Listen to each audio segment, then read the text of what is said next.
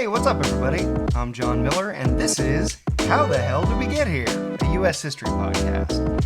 In the last episode, I discussed the structure, the establishment of precedent in the federal government. I mentioned specifically the basic structure of Congress, the executive, and the judiciary. For example, I talked about the dismissal of executive appointments and the vote in the Senate on how that would work. I talked about composing treaties, same thing in the Senate, how that would work, and authority over Treasury, which was a little bit of a push and pull between the executive branch and Congress. In particular, I went into quite a bit of depth on Hamilton's Treasury and his financial program for the country, because that is very informative and it illustrates the way that the government was trying to figure itself out, so to speak, even though the Constitution was in place.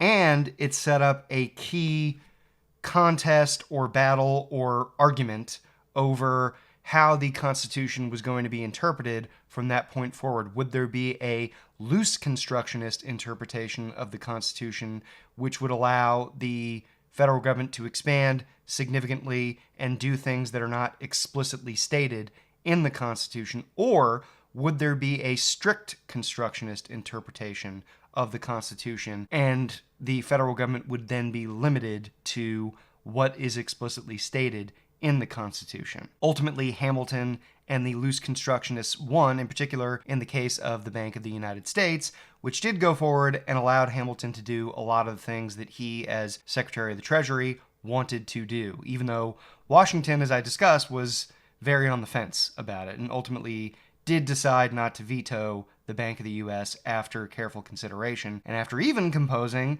a veto message. In this episode, I'm going to focus on westward expansion, and in particular, I'm going to talk a lot about how westward expansion was conducted and the ways which it affected the relationship between Native Americans and white settlers, Americans of European descent. I'm also going to discuss the nature of how settlement was regulated and the difficult circumstances that had to be worked out as there were various interests in conflict with one another, the interests of those who wanted to settle, the various state governments and what they wanted to do, the federal government and how it would assert its authority, and also the Native Americans and what they would get and how they would be able or not to maintain their traditional way of life. But before I get into that stuff, I like to ask you to please like and subscribe if you have not already done so. It very much helps the channel, and I would certainly appreciate it if you would like and subscribe and tell your family and friends. That would be awesome. Thanks very much. Also, I'm going to introduce a question for everyone to think about who's listening to this, as I always do, so that you can maybe process the information a little better. And I'm going to let you know the resources that I'm using for this episode. So let me go ahead and start with that. The resources have not really changed from the previous episodes. I'm still referencing The American Pageant, which is a widely used APUSH history textbook. I'm also using Give Me Liberty, which is another widely circulated APUSH history textbook. There is John Adams, the biography by David McCullough that I've been using on and off the last few episodes. There is The Art of Power by John Meacham, which is a biography of Thomas Jefferson. And then there's the latest book in the Oxford History of the United States series, the one that is chronologically next after The Glorious Cause. That is Empire of Liberty by Gordon S. Wood. And that's a book I'll be referencing for quite some time. So those are the books I used to put together this episode. The question that I think it would be good for y'all to think about as we go through this information is, what was the relationship between Native Americans and the newly independent United States during the Washington administration? And what, if anything, changed during Washington's presidency with how the United States approached Native Americans? I'll say that one more time. What was the relationship between Native Americans and the newly independent United States during the Washington administration? And what, if anything, changed during Washington's presidency with how the U.S. approached Native Americans? So think about that as I'm going through this information. It'll be good for you to understand, I think, a little better what I'm talking about and process it and think critically, okay? Settlement of the West in this period during Washington's presidency is a big deal. Apart from questions about constitutional interpretation and forming a working government, managing westward expansion may have been the most difficult thing that the United States did, and that included managing conflicts or potential conflicts with Native Americans. During the 1790s, the Washington administration and then the Adams administration to somewhat lesser extent, because a lot of the biggest problems were resolved, so to speak, one way or another during Washington's presidency. Both administrations had to deal with westward expansion, and that was a big driver of a lot of immigrants coming to the United States, a lot of folks who had fought in the Revolution. Cheap land was one of the biggest attractions, one of the biggest incentives for people to fight in the Revolutionary War, for people to immigrate from Europe or from any other part of the world to the United States, because the American dream, as much as such a thing existed back in the late 18th century, was for a lot of Americans owning their own land, becoming small farmers, or perhaps even building up into large cash crop farmers at some point. The perspective is a little different depending on who it is you're talking about, right? I mean, not everybody has the same vision for their life back then, but a lot of folks definitely wanted to own land. It was much easier, in a sense, in the United States than it would be back in Europe or than a lot of other places in the world. But, of course, it's not so simple. And since the colonial days, I've talked about this extensively. There has been this really difficult relationship, this awful conflict between Native Americans and people of European descent in what is now the United States at this point.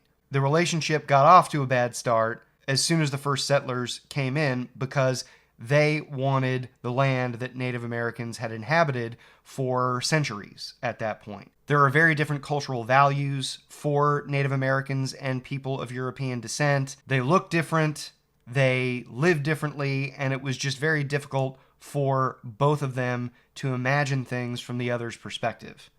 And so it got violent and ugly very quickly. I've talked in previous episodes about the ways in which old world diseases devastated native populations in the late 15 through the 1600s, and that probably more than anything weakened Native Americans to the point where white settlers could push their way onto native land because there just weren't as many native peoples to resist what they were doing.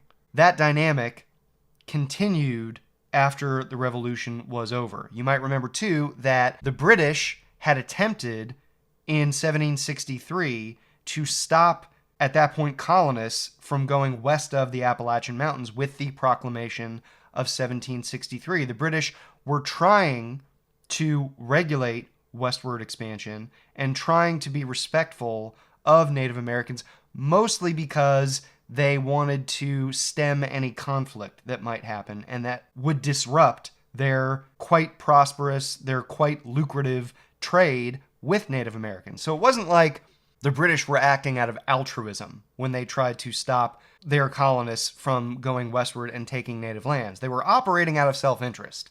They were trying to preserve their trade and trying to make it so that they didn't, as I'm talking about the British now, the British did not have to expend resources defending their colonists from Native Americans, or even worse from their point of view, a combined Native American and French or Native American and Spanish attack that might come if the settlers kept pushing westward and encroaching on Native American lands.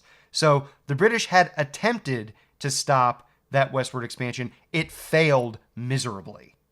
That's something I mentioned also, is that despite Britain's proclamation, people went westward, squatters took up positions on western lands, and conflict popped up all over the place in British North America in the 1760s on the frontier. Now, when the Federalists took over under Washington's leadership, they hoped the West would be a, quote, mine of vast wealth to the United States.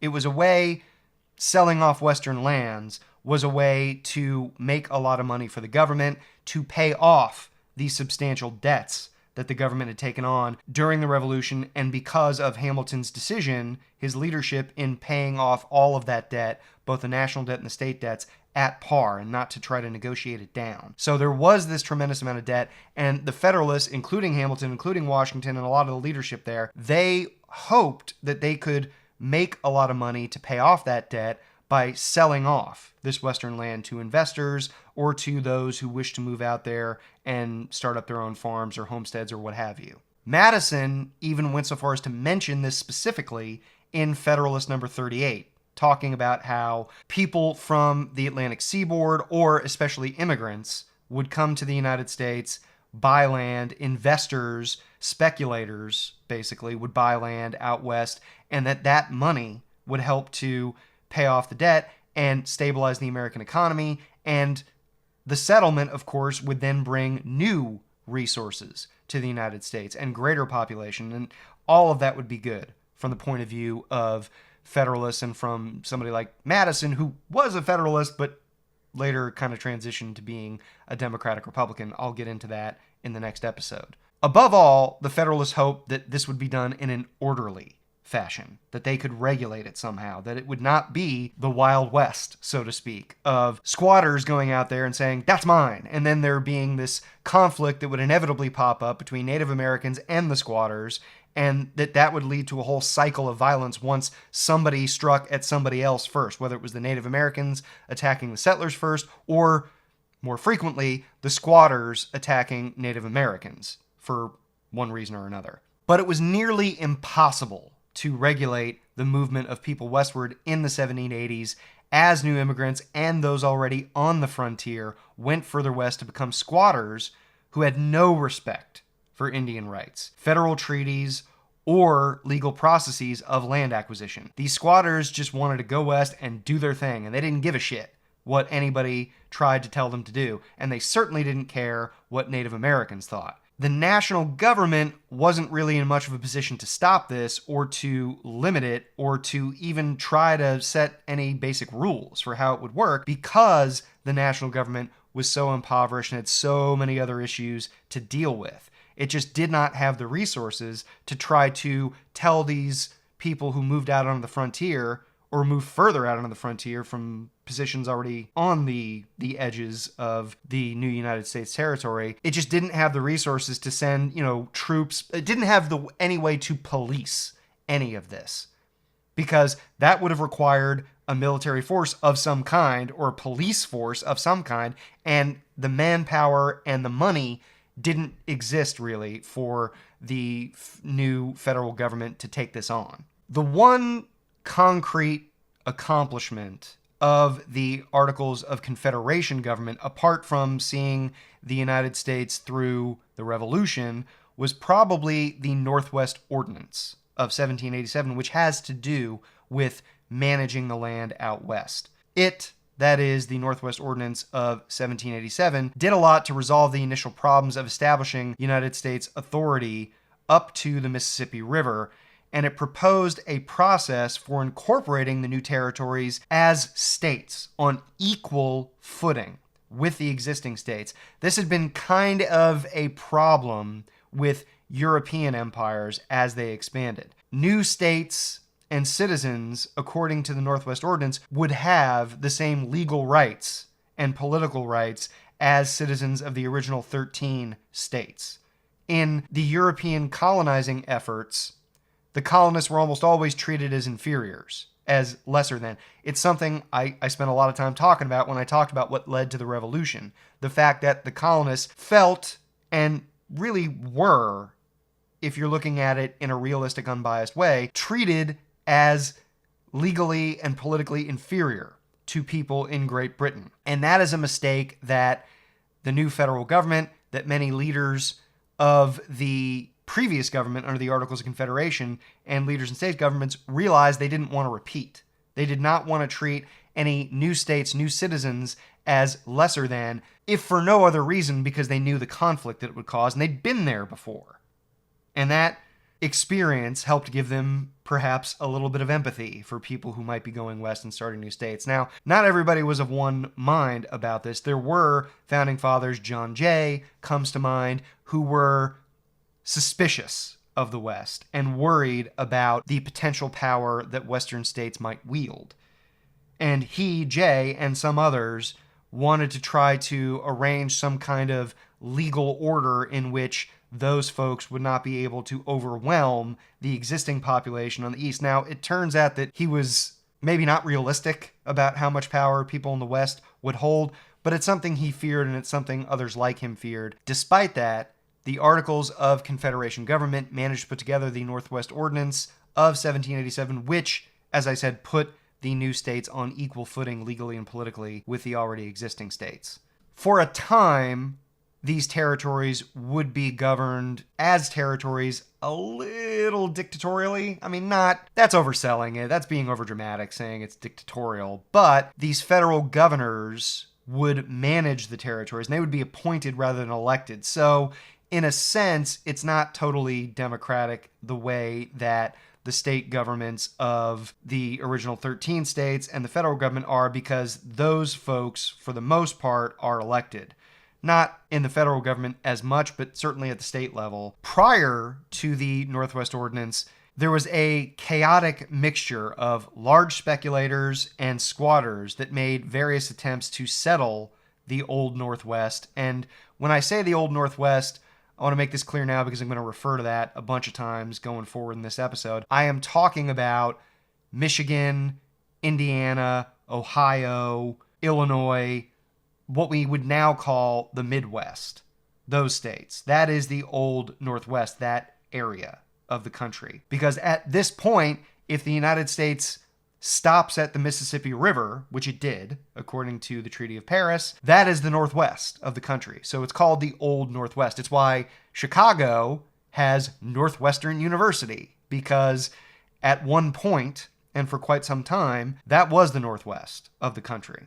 In the Old Northwest, there was a lot of chaos involving squatters and speculators trying to get their hands on as much of that land as possible. What this resulted in was that there would be attacks by squatters on Native Americans, by Native Americans on squatters, and it became this cycle of violence that worsened a lot of the times. And Washington and those in his administration were very concerned about this spiraling into a much larger conflict that, at a minimum, would pit America's forces against perhaps a confederacy of all of these native peoples in the Old Northwest. And at worst, it might entice Britain or France or Spain, or perhaps all of them, to join with the Native Americans, or at the very least supply them with weapons and anything else they might need to fight. And that would become a much bigger problem then for the United States to deal with in this area of the country.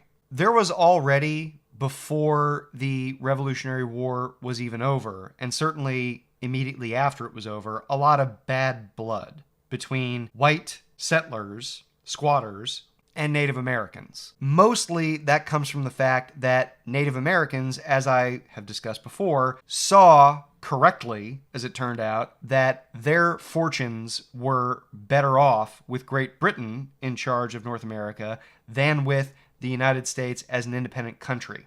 That resulted in a lot of Native American tribes joining forces eventually with Great Britain against the United States during the Revolution. They tried in many instances to stay neutral for a lot of the conflict, but eventually a lot of the especially larger tribes were drawn in, and they threw in their lot with the British because they saw the British trying to limit westward expansion through the Proclamation of 1763, as I discussed a little bit ago, and they thought that the British would work with them because they had economic interests tied up with Great Britain also.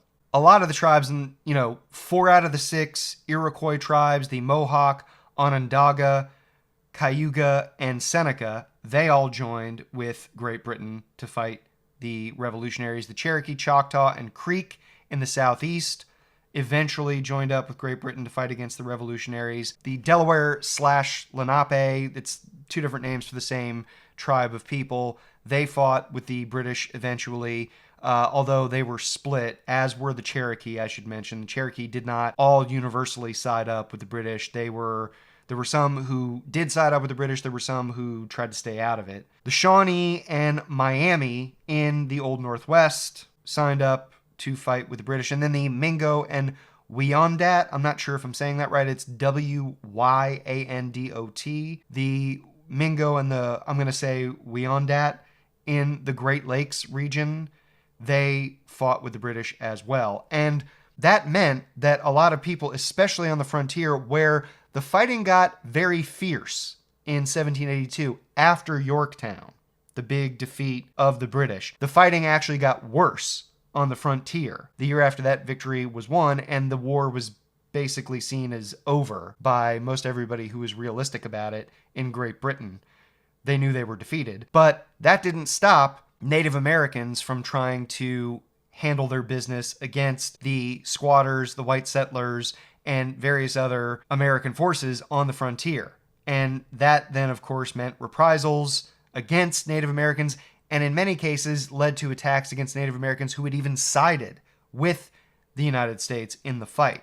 Because I mentioned 4 out of the 6 Iroquois tribes sided with Great Britain. Well, 2 out of the 6 sided with us, with the United States. The Oneida and the Tuscarora tribes both fought with the United States, and they were not the only ones. In many instances, after the Revolution was over, there were Native Americans that were attacked because other Native Americans had sided with the British. There's this general white anger, and this is something, again, I mentioned when I talked about the French and Indian War, the 7 Years' War, a while back, that there was this kind of general anger against the red man, was the way that people put it back then, or red man antipathy. There was some term for it, and I'm forgetting what it is right now off the top of my head. But there was just general animosity toward Native Americans because so many Native American tribes had fought against, in the case of the 7 Years' War, the British. They'd mostly sided with the French. And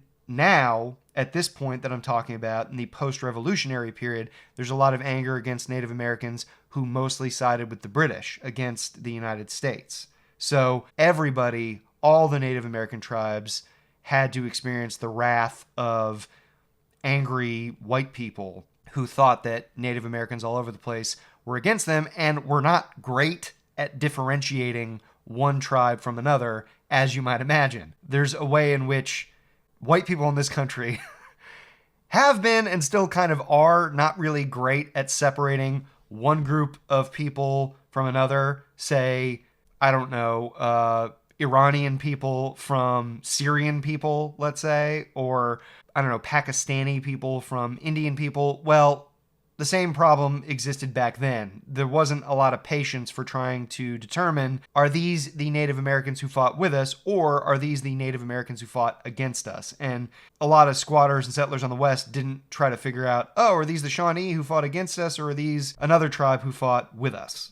Native Americans experienced a lot of violence post-revolution. In the wake of Britain's defeat of the American victory, Native Americans from the South, in particular, and I'm talking about like the Cherokee, the Choctaw, the Chickasaw, and the Old Northwest, and in particular, in this case, I'm talking about the Wyandot, Shawnee, Delaware, Chippewa, Delaware, a little more East Coast, but a lot of them moved out to the Old Northwest. They, all those tribes I just mentioned, signed treaties with the Confederation government in the years 1784 to 1786 to cede land, to give up land to the United States. The United States didn't really offer any compensation in these treaties, mostly because those who negotiated them thought of the United States as a victorious conqueror. Given that, it's difficult to imagine the Native Americans thinking of any Americans, whether they are squatters, whether they are speculators, whether they are officials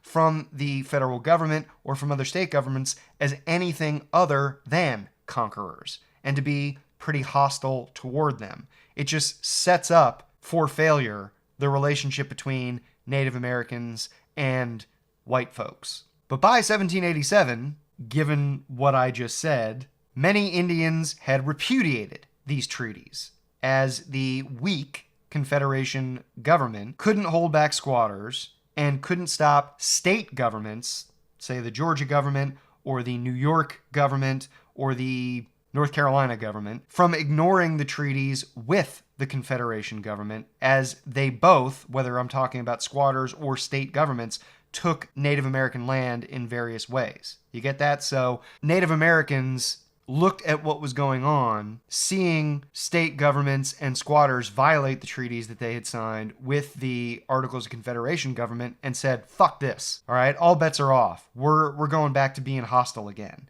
Because they also saw, as pretty much everybody else did, that the Confederation government was weak and couldn't do much of anything to enforce the sovereignty of the states or the sovereignty of the United States as a whole, or protect people from Native American attacks.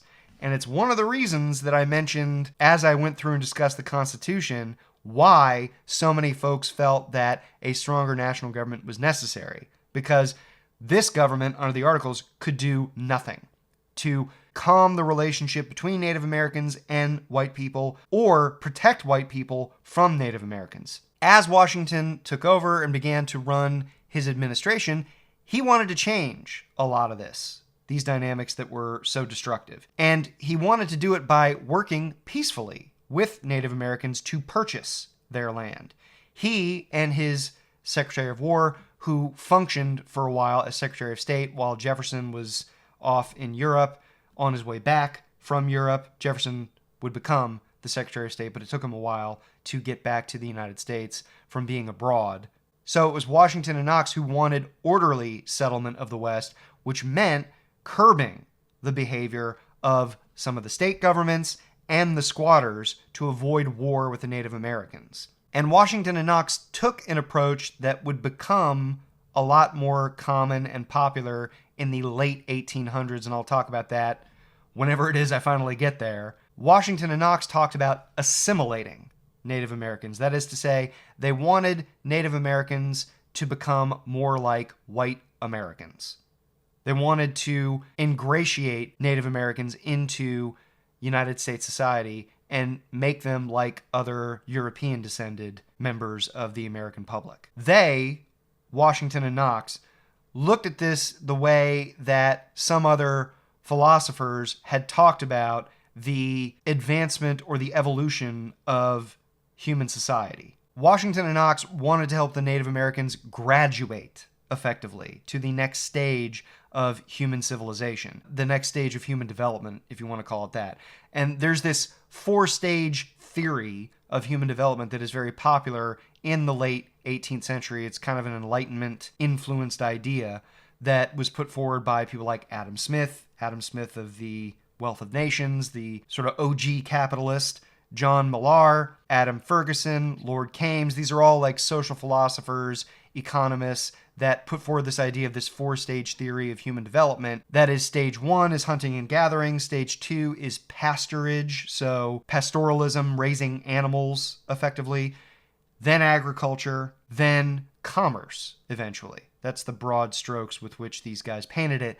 And Washington and Knox kind of looked at it like these folks were in the pasturage or agricultural stage. Now, if you hear that and you think, hey, that's a little condescending, or that's extremely condescending to think that Native Americans are behind in development, that they are somehow inferior to Europeans, we have a much more modern way of looking at this now, where cultures are just different and values are different, and it's not that one, I think, is any better than the others. I'm sure there are some people out there who would hear this that might disagree with me, but I generally adhere to the idea that cultures are just different, that one is not superior to the other, and that Europeans have, for a long time, and European-descended peoples have taken a very sort of chauvinistic view of the rest of the world, and that this was a version of that.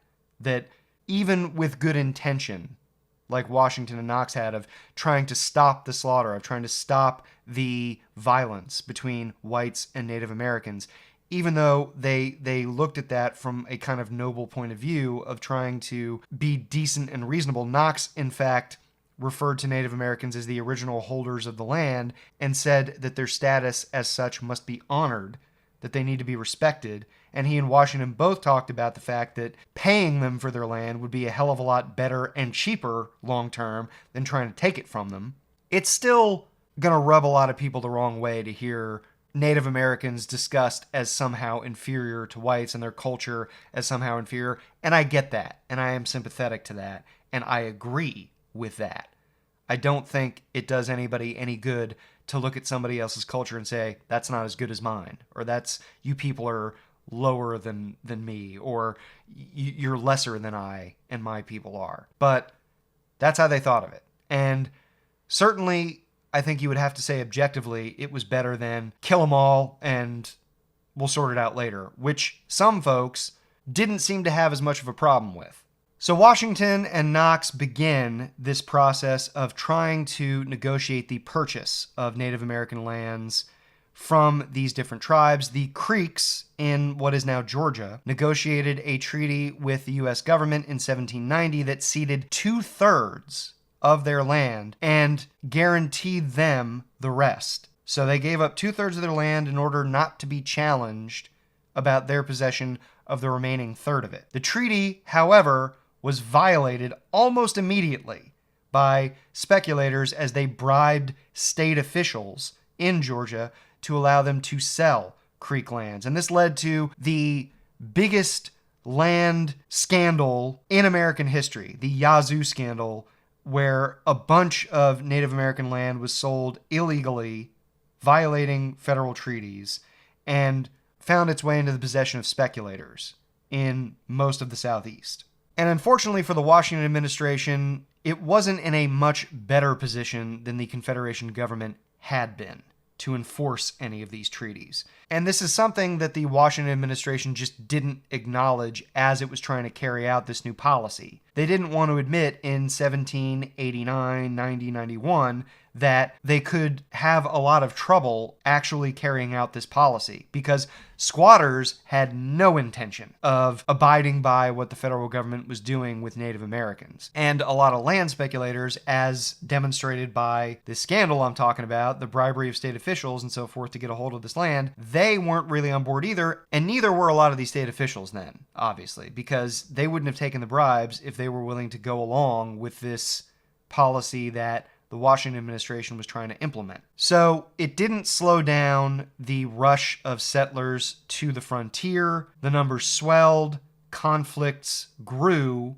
and Washington felt he had no choice but to have the army intercede by 1791 because he felt if he didn't have the army get involved, this would spiral out of control. It would get to a point where there would be massive Native American attacks all over the frontier. Perhaps these native tribes would join together, as I mentioned a little bit ago, and that would draw even further in Europeans who wish to do the United States harm or to pick off pieces of U.S. territory, like the Spanish, like the British. There was an initial punitive expedition by American troops in 1790 on the Miami and Shawnee villages in the Old Northwest. Specifically, this mission attacked what is now Fort Wayne, Indiana, and it was launched from what is now Cincinnati.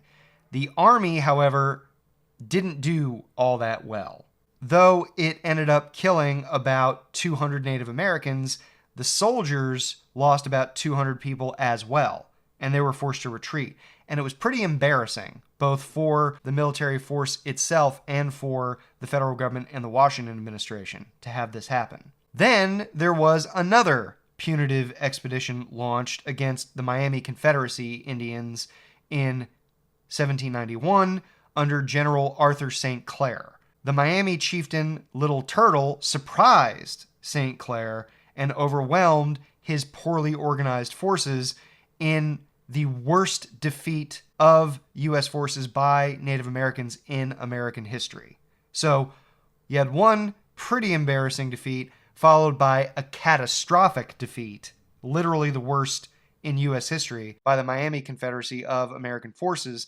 It was at that point that the Washington administration and members of Congress knew they needed to do something a lot more significant to deal with this. The defeat by Little Turtle forced the administration to reorganize and overhaul the War Department and the military. It doubled the military budget, did Congress and the Washington administration, created a standing army of 5,000 men, which is something that a lot of folks in the federal government and in various state governments had resisted, because those who were nervous about the new federal government, certainly didn't like the idea of the new federal government, having a large military force just sitting around waiting to be used.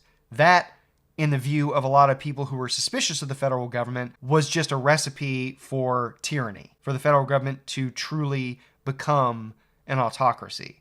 And they didn't like that. But all of this difficulty with Native Americans on the frontier forced a lot of those folks to accept the fact that this was necessary, that they needed a standing army to deal with these issues on the frontier, if for no other reason. In 1792, Anthony Wayne was made commander of the Legion, as this force was now called, and spent 2 years training the force from 1792 to 1794. The Indians were emboldened on the frontier, especially in the Northwest, by their victories against the American forces, particularly the one by Little Turtle. They were also emboldened by the fact that the British had been actively supplying them. I mentioned in the last episode and in episodes apart from that one of the big challenges facing the United States was the fact that the British had not evacuated their forts on the western frontier, and that the British were supplying and encouraging Native Americans to attack white Americans on the frontier and create as much of a headache and as many problems as they possibly could for the United States. After Little Turtle's victory, which was in no small part due to British supplies, the British saw no reason to stop. They were like, this is working, let's keep doing it. So the British continued to encourage Native Americans on the frontier in the early 1790s until the Battle of Fallen Timbers in 1794, which was fought between Native Americans in the Northwest against Anthony Wayne's Legion, and was a massive defeat for Indian resistors. It permanently broke the resistance of Native Americans in the Old Northwest, and it permanently ended British assistance to natives in that region. So that was a big turning point, the Battle of Fallen Timbers, for American settlement of the West and the relationship between Native Americans and the United States. Fallen Timbers, in addition to ending the Indian resistance and ending British assistance to Native Americans, also brought Spain to the negotiating table finally, after years of the Spanish and the United States government arguing over territory in what is now the Southeast, around Florida, Alabama, that area. The Spanish and the United States government negotiated the Treaty of San Lorenzo. It's also known as Pinckney's Treaty because Pinckney is the guy who negotiated it, which recognized American claims to the Florida boundary at the 31st parallel and included the right of Americans to deposit goods, to take goods to the port of New Orleans, which is a big deal because New Orleans sits at the mouth of the Mississippi River, and as I mentioned in the last episode, that is a vital artery of transit for commercial goods throughout the United States. They get to the Mississippi River through other waterways like the Ohio and make their way into the Gulf and get shipped either to the east coast of the United States or to Europe. The Southwest region, what was then the Southwest, what is now the Southeast, I'm talking about Mississippi, Alabama, Arkansas, so forth. That region, the Southwest, did not receive the same kind of military assistance to combat the Creeks and Cherokees as the Old Northwest did. This made some Americans more bitter toward the federal government for some time. Andrew Jackson, future president and historical figure who is hostile to just about everything Native American, famously said, and I quote, "Treaties answer no other purpose than opening an easy door for the Indians to pass through to butcher our citizens," unquote. That quotation and Andrew Jackson's feelings are pretty reflective of Americans in the Southwest in general. There was this hostility, or at least bitterness, that developed in Americans in that region toward the federal government because Americans in that region, in Tennessee, in Arkansas, in Mississippi, so forth, they felt that the federal government was not looking out for them, that it was not protecting them in the way that the federal government had protected folks in the old Northwest territory with an armed force. People in the Southeast, in Alabama, Mississippi, Arkansas, Tennessee, so forth, felt as though the federal government was not spending the kind of resources protecting them that the federal government had spent protecting settlers in the old Northwest. And that alienated a lot of folks in the South and created some distrust and resentment that didn't go away for a while. Bottom line, you're starting to see the beginnings of hostility toward the national government, toward the federal government, from folks in the South. And that's pretty significant. And it's something that will build up from there much later on when slavery becomes a bigger issue. So that's it for today. Thanks very much for listening. As always, I appreciate your time. Please reach out if you have any comments or questions or suggestions. You can contact me at howthehelldidwegetherepod@gmail.com, or you can send me a voicemail or text message at area code 951-525-5536. Thanks again, take care, and I will catch y'all next time.